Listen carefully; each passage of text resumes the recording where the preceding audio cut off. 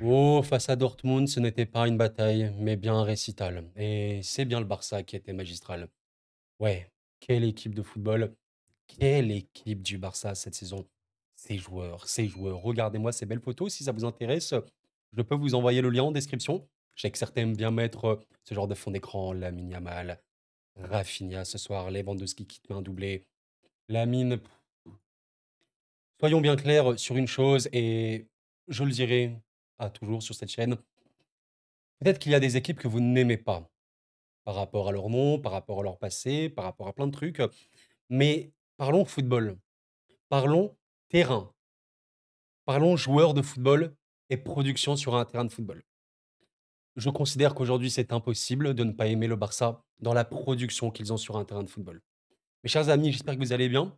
Je suis extrêmement heureux de vous retrouver après voilà, avoir débrief le match contre Arsenal, Arsenal-Real Madrid et Aston Villa. Nous devons bien évidemment parler de ce Barça-là. Un récital, comme je disais en introduction, mais où va s'arrêter ce Barça? Qu'est Oh là là là, c'était vraiment comment vous dire? C'est ils ne jouaient pas au football, ils dansaient sur le terrain. Vous voyez un petit peu l'idée? Et Dortmund était là, ils n'avaient pas le choix que de regarder. On était sur ce genre de choses. Sur ce match-là, entre le Barça et Dortmund qui se finit, voilà, très, très déséquilibré au niveau du jeu avec des situations énormissimes, notamment le but de Rafinha et cetera, que je vais vous montrer. Et en fait, voilà, comme je l'ai dit en intro, ce Barça-là, on a juste à se taire et à applaudir. Même si tu es madrilène, je pense que tu peux considérer que tu enlèves de ta tête que c'est le Barça. Regarde simplement l'équipe jouer, tu dois, kiffer ce que tu vois, c'est normal. Et aujourd'hui, je le dis haut et fort, l'équipe avec le PSG auquel je prends le plus de plaisir en Europe, c'est le Barça et de très, très, très, très loin. Paris Saint-Germain et Football Club de Barcelone sont les 2 clubs qui me font le plus kiffer cette saison. Moi, je suis supporter du Paris Saint-Germain, donc c'est normal que j'aime regarder mon club, même si voilà, des fois, on le sait très, très bien, hein, même les Barcelonais l'ont su. Parfois, on joue pas très bien et voilà, c'est pas kiffant, ça nous saoule pour notre club, mais en l'occurrence, le PSG cette saison joue super méga bien et le Barça joue à un niveau également exceptionnel. J'ai envie de vous montrer toutes les séquences qu'il y a eu. Alors, pas tout dans ce match-là, mais heu, on voit à quel point, en fait, ce Barça, je le dirai toujours sur cette chaîne également, se prendre des buts, pour ce Barça-là, OK. OK, même Dortmund sur ce match-là, oh, ils ont des situations. Allez, pas des masses, mais une, deux, trois. Ils en ont eu un petit peu. Je sais pas si on peut voir le momentum de ce match-là. Voilà, bon, les pics jaunes, il y en a pas non plus des masses. Allez, il y a eu une fin de match un petit peu chaude, mais j'ai envie de vous poser une question.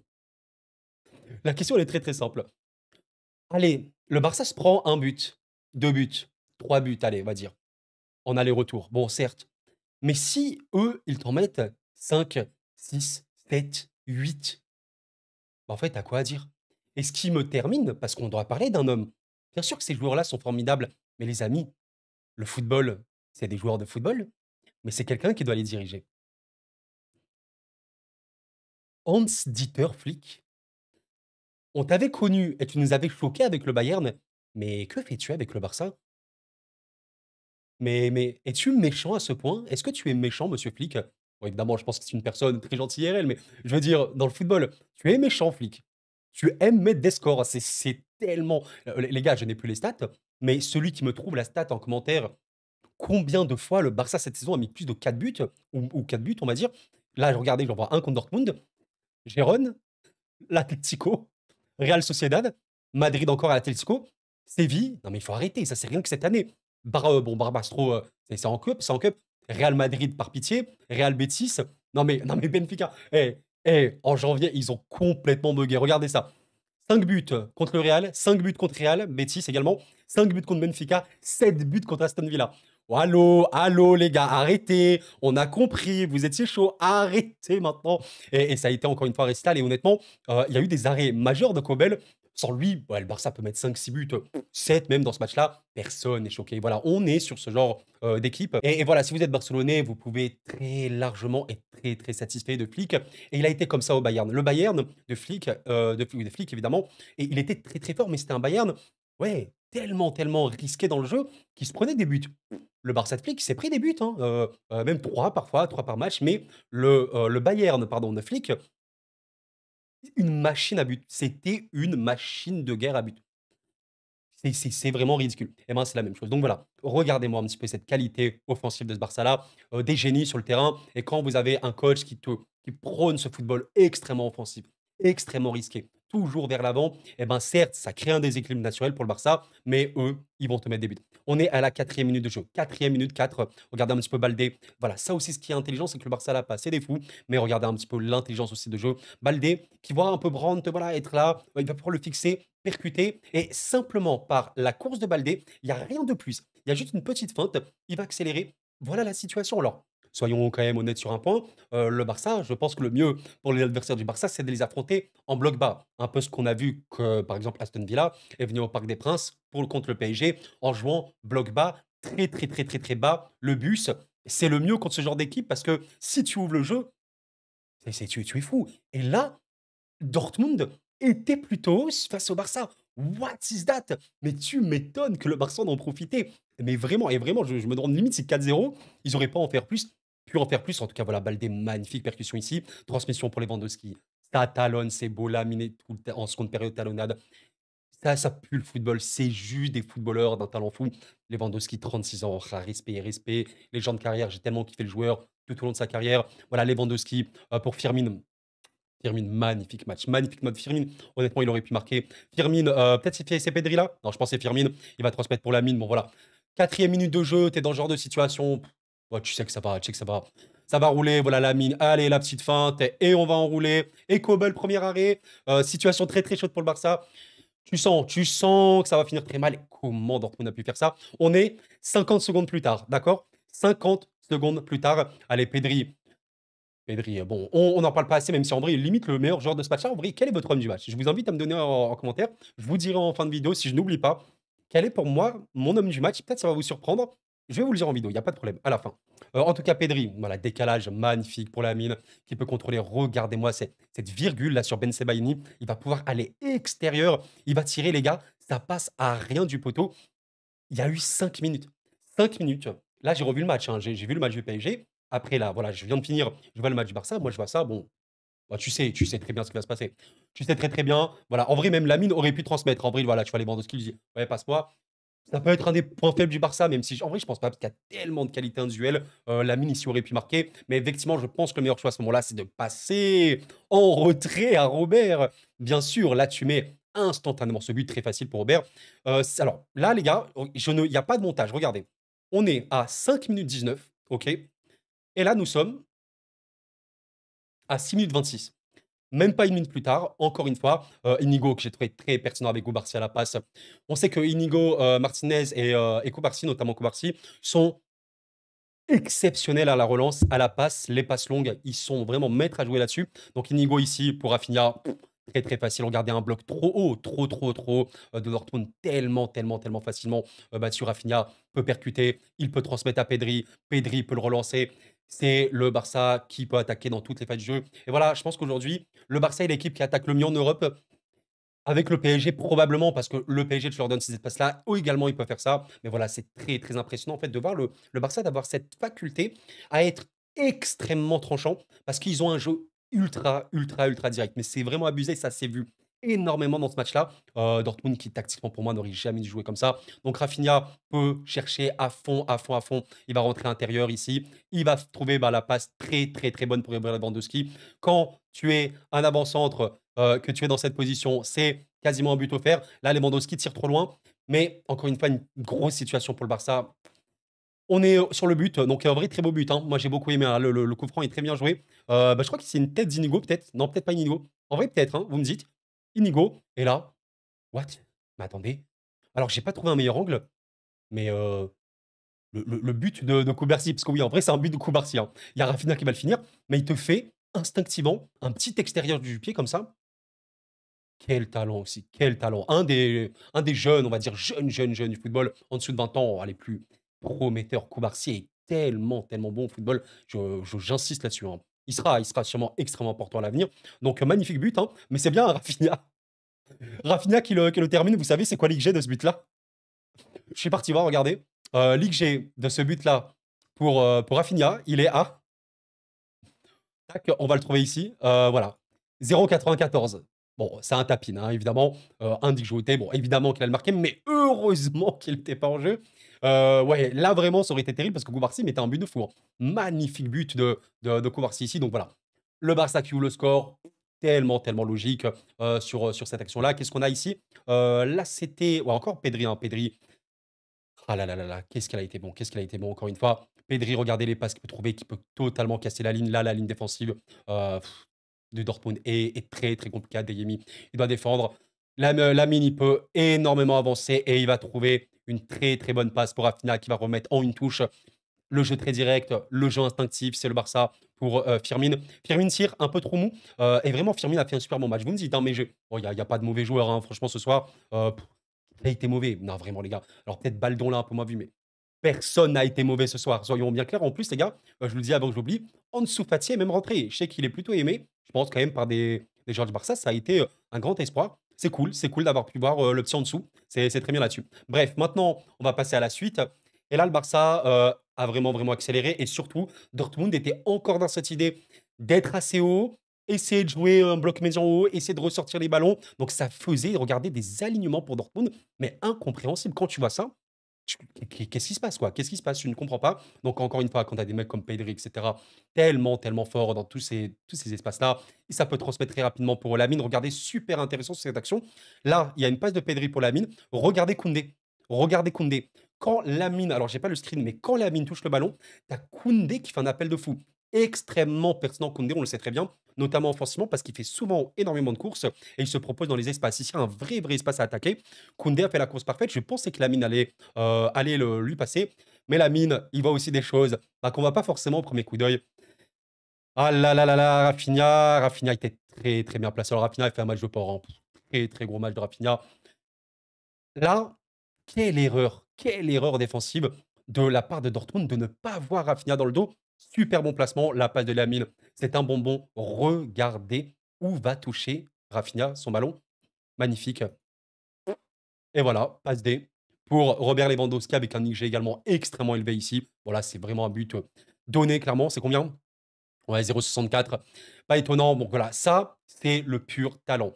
C'est le pur talent, c'est le pur génie de ce Barça-là. Juste des joueurs qui, individuellement parlant, savent trop bien jouer toutes les phases du jeu offensif, et notamment à la récupération et attaquer les espaces. Franchement, regarde ici. Quant à Lamine, qui décide de ne pas transférer le ballon ici ras de terre pour Koundé, mais décider de trouver le second poteau parce que Rafinha est démarqué, ça, c'est du génie. C'est du talent et voilà, il y a des équipes qui ont du talent en Europe, hein, il n'y a pas de problème. Mais c'est vrai que le Barça en a trop. Lamine Yamal a 17 ans, les amis. Dans 10 ans, il a 27 ans, le gars. C'est enfin bref, à l'aide, juste à l'aide, c'est trop grave. Qu'est-ce qu'on a ici? Ouais, Inigo, encore une fois, regardez, je vous parlais. Inigo, je voulais prendre quelques petits screens. À la passe, on est ici, donc encore une fois, un bloc plutôt médian haut hein, de la part de Dortmund qui est toujours dans cette idée, bon bah ok, on se prend des buts, on se fait défoncer, mais allez, pourquoi pas récupérer. Et là, Inigo, l'intelligence aussi de comprendre que ben, le bloc adverse est haut, toi tu as une qualité individuelle de fou furieux, bah vas-y, fais des passes longues. Magnifique passe d'Inigo pour Lamine Yamal. Dortmund essaie de reculer. Et là, regardez, génie, instinctivité. Regardez un petit peu ça, les amis. Instinct plutôt. Voilà, voilà, ça, c'est du football. Et dos au but. Tu vois que Koundé passe.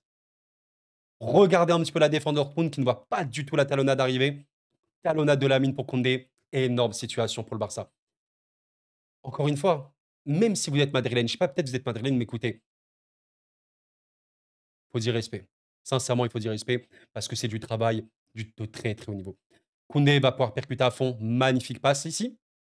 Peut-être un petit peu trop en retard ici Lewandowski, parce que pour la passe est très bonne, hein. Peut-être qu'il aurait pu un peu plus mettre sur Lewandowski, mais voilà, on va dire allez. On aurait pu faire mieux. Ici, ça essaie de dégager tant bien que mal, mais la contre-pression, bah oui, le Barça, attaquer les espaces, être ultra bon offensivement, ok, mais la contre-pression, pourquoi ce Barça-là est si fort? Mais ils peuvent confisquer le ballon à l'adversaire. Vous voulez que je vous dise quoi? Contre-pression de malade. Donc, bah, très très simple. Ici, c'est Pedri, évidemment la contre-pression. Pour Firmin, franchement, la frappe est bonne. La frappe est folle, très rapidement exécutée. Regardez, regardez, regardez le ballon. Poteau, les gars. Poteau extérieur, poteau sortant. Dommage. Là, en vrai, il aurait mérité un but. Je pense que Firmine, il aurait mérité un but. Je sais pas trop s'il a, il a des stats qui. Ouais, il a fait une passe des OK. Il a eu un peu de déchets, hein, bien sûr. Il a eu des déchets, il n'y a pas de problème là-dessus. Mais j'ai trouvé, en fait, surtout très actif. Très, très actif dans de nombre d'actions. Donc, c'était bien. Il aurait, je pense, mérité de marquer. Bon, c'est comme ça. Et encore une fois, voilà. En fait, un Barça qui était tellement dans la situation aussi qu'ils peuvent aimer. Voilà, tu es là, tu es en phase de récupération, Dortmund est assez haut. Regardez simplement les espaces qui peuvent attaquer. Là, à partir de là, c'est ridicule. Lamine Yamal, c'était quoi cette action-là? Ouais, le ballon, alors là, je sais plus trop c'est qui le ressort, mais il y a une ressortie de balle pour le Barça. Ça va trouver Lamine en profondeur pour Pedri, je pense, non, Firmine. Voilà. Énorme, énorme, énorme, encore une fois, situation. Et évidemment, qu'est-ce que tu vas faire? Ouh là là, bien sûr, là, tu vas transmettre Lewandowski comme en première période. Mais cette fois-ci, Lewandowski va bien terminer au premier poteau. Et là, ça a été une contre-attaque, je crois, sur un corner. Ouais, quand on dit que le Barça sait tout faire offensivement, c'est une vérité. Ils savent vraiment tout faire en attaque. Et d'ailleurs, vous me rappelez, hein, parce que j'ai pas encore toutes ces stats et tout, je les regarde pas trop, mais ouais, je crois que c'est le Barça qui a marqué le plus de buts cette année, hein, enfin cette saison. Oh, il y a, et je pense que ça se joue peut-être avec le Bayern et le PSG, mais ouais, peut-être le Barça, c'est pas étonnant parce qu'ils ont trop de possibilités. Je serais même pas étonnant en vrai si c'est le Barça qui génère le plus d'occasions cette saison parce qu'ils ont trop de qualité. Donc c'est super. Et encore une fois, regardez un petit peu, on est à la 77e minute. Brandt, je pense, je sais pas, mais en tout cas, un joueur de Dortmund qui va essayer de faire une passe en retrait. Et la pression du Barça. Voilà, regardez déjà ici un bon bloc, hein, ça presse, Pedri et tout, De Jong et machin, ça presse. Donc, ils sont obligés de reculer. Mais, et c'est sans compter El Famoso Robert. Toujours cette idée, et ça, c'est flic. Bien sûr, c'est flic. C'est comme Luis Enrique au PSG. Les gars, on vous implique à 100%. Vous ne faites pas les efforts sur le terrain. Vous ne jouez pas. Lamine Yamal, Rafinha, c'est deux des attaquants faisant le plus d'efforts sur un terrain de football. Quand on évoquait l'Arsenal, Arsenal-Real Madrid et qu'on voyait que Vinicius, Mbappé faisaient très peu de courses sur un terrain de football, très peu de replis, même simplement positionnels et tout, c'est le jour et la nuit. C'est vraiment le jour et la nuit. Donc là, la pression simple, hein, de Lewandowski qui va mettre son pied, bah, qu'est-ce que ça va faire? Et voilà, Lewandowski pour Rafinha, 3 contre 1. C'est ça le football, les amis. C'est le football. Comment devenir une grosse équipe? Mais courez et courez intelligemment. Anticipez. Et après, le génie, évidemment, fait la div. Donc là, c'est gratuit. C'est gratuit, évidemment, pour le Barça ici. Lewandowski peut transmettre à Rafinha. Non, oui, Rafinha. D'abord, c'était Lewandowski pour Rafinha. Et Rafinha, en fait, il fait la passe comme ça. Magnifique passe, encore une fois. Très, très, très, très juste pour Lamine Yamal qui va pouvoir percuter et finir. Voilà. Voilà ce qu'est le football. Sur ce match-là, je ne vous ai pas montré de manière délibérée les actions de Dortmund pour vraiment me focus sur le Barça. Même si Dortmund, voilà, sur le match entier, il y a quand même de grosses occasions, OK, il y a 3 tirs cadrés seulement, c'est pas fou, ils ont marqué hors jeu, mais grosso modo, un Barça qui est aussi haut, on va dire, sur un terrain qui prend énormément de risques, donc par conséquent, qu'il y aura, des pertes et cetera. Par rapport aux risques qu'ils ont pris sur le terrain, les occasions qu'ils ont subies, bah, en fait, c'est pas assez, quoi. C'est pas assez. Dortmund aurait pu en avoir, beaucoup plus. Ils ont vraiment pas réussi à faire au mieux. La plus grosse situation que j'ai un peu notée, c'est peut-être celle-ci, avec, une bonne pression ici, je pense, peut-être de Chan. Ouais, une bonne pression et forcément ici, c'est toujours très dangereux quand tu perds le ballon ici pour n'importe quelle équipe. Bon, il y a beaucoup, beaucoup de dangers. Ça va être transmettre à Guirassy. Guirassy pour Ayerson. Ça va être, ouais, bonne passe en retrait. Il va avoir une sorte de combinaison. Voilà, ça n'a rien donné pour Dortmund. Pas étonnant, les gars, il y a 4-0, hein. Après, voilà, Dortmund pousse à fond, essaie de marquer. Le Barça recule. Dans les faits, il n'y a pas eu des méga grosses situations, même en seconde, hein. Je pense que là, la plus grosse situation, c'était Guirassy en première. Un tir cadré en seconde, bah, voilà, ça, c'est vraiment, vraiment très, très insuffisant pour Dortmund. Et ouais, clairement, bravo au Barça. Bravo au Barça, ils prouvent qu'ils sont, ils sont forts, quoi. C'est très. Alors, est-ce que c'est surprenant? Je vais pas dire c'est surprenant, mais comment vous dire? L'évolution, le travail, ça paie, les gars. Et ouais, c'est un Barça, en fait, qui avait beaucoup de talent, mais qui, avec Xavi, alors, unpopular opinion, le Barça de Xavi n'était pas si dramatique. Alors, je sais que ça va peut-être faire grincer les dents à certains, mais le Barça de Xavi sous-performait déjà énormément et il avait des performances individuelles, c'était pas les meilleures, soyons honnêtes, mais le talent était là. Alors, entre-temps, il y a eu, forcément l'émergence d'un jeune homme, Lamine Yamal, qui, était là sous Xavi, mais qui monte trop, trop en puissance au flic. Évidemment, juste, oui, c'est vrai qu'un projet de jeu fliquien qui est meilleur qu'un projet de jeu de Xavi. Ça, c'est sûr et certain. Et oui, oui, voilà, certains diront que c'est la meilleure équipe du monde. Des arguments peuvent argumenter ça totalement, hein. Quand tu mets 4-0 en quart de finale de Ligue des Champions, tu aurais même pu en mettre plus. Oui, oui, bien sûr que tu peux être considéré comme la meilleure équipe du monde. À minima, pour moi, c'est dans le top 2.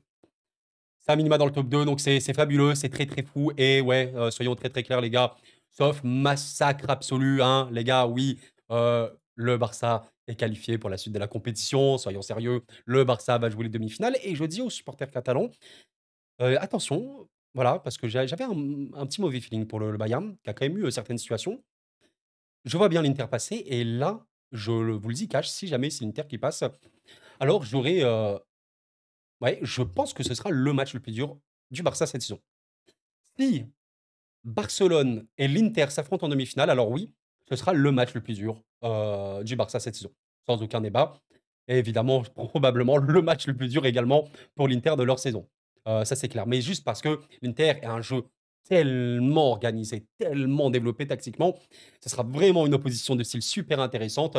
Je souhaite un Barça-Inter réellement en demi-finale, un PSG-Arsenal également en demi et pourquoi pas un petit, PSG, Barça en finale. On sera là pour en parler. Bref, en tout cas, j'espère que vous avez apprécié la vidéo, les amis. N'hésitez pas à laisser un like gratuit, ça m'aide énormément.